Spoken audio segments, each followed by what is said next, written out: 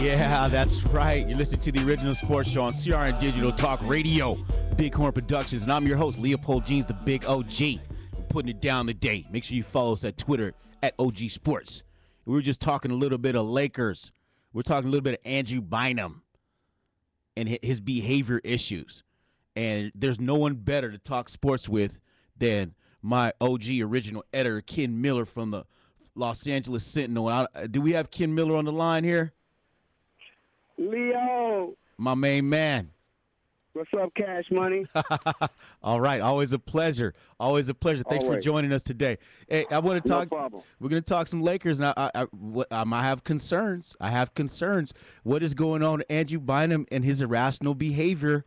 The coach tells him, don't get another technical. 45 seconds later, he's blowing him off.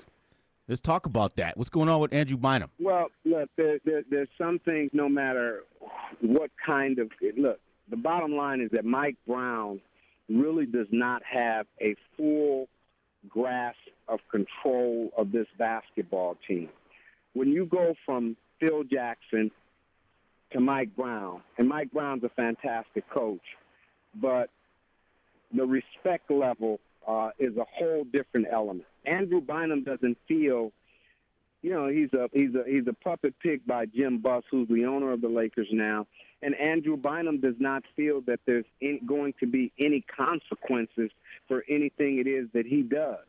And if Brown does not have that power, and if Kobe, being the leader of the basketball team, cannot go to Andrew Bynum and say, hey, man, look, this is the way it's going to be, then the Lakers are going to have a problem with it. He's very, very immature, and I think the more successful he is, the more immature he's obviously going to be. There's going to be a problem unless unless the Lakers can, have someone like Jim Buss speak with him. I mean, Andrew Bynum blew off a meeting with Mitch Kupchak. What does that tell you? I'll tell you what.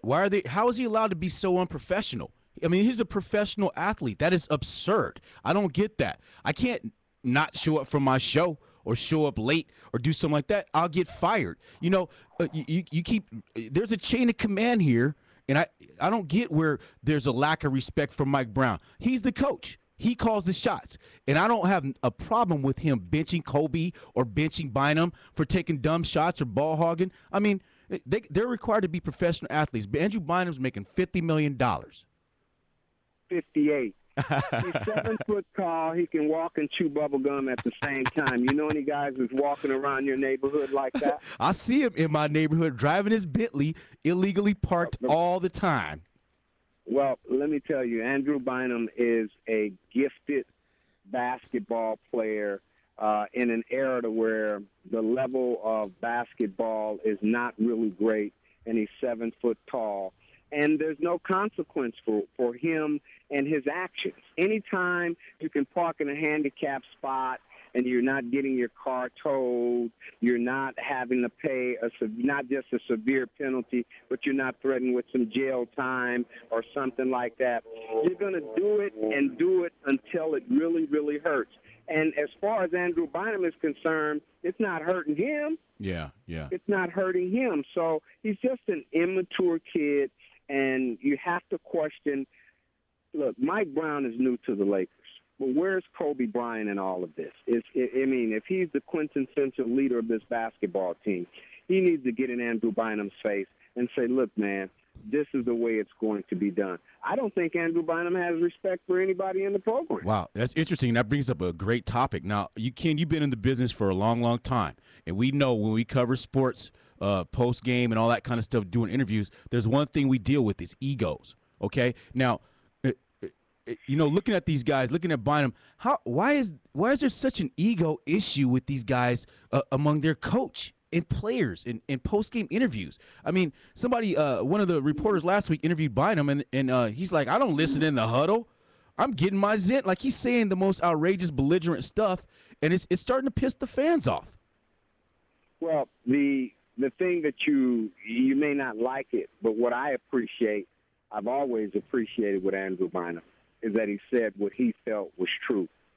Because I remember many years ago, maybe 15, 20 years ago, and the Clippers were deplorable, and I went on radio and spoke about star players gazing off into the stands, and I got taken off the air because of that.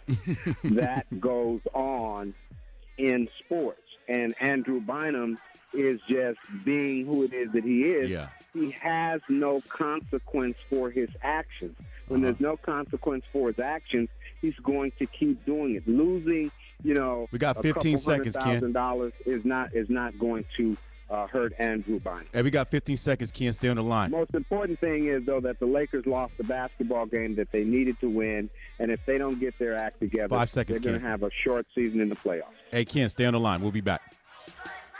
Who's watching your home when you're not there? It could be a burglar. Burglars prefer to break in when they think no one is home, and no one will stop them. Don't be an easy target for intruders. Protect your home with a free security system monitored by ADT, the leader in home security. Pick up your phone right now and get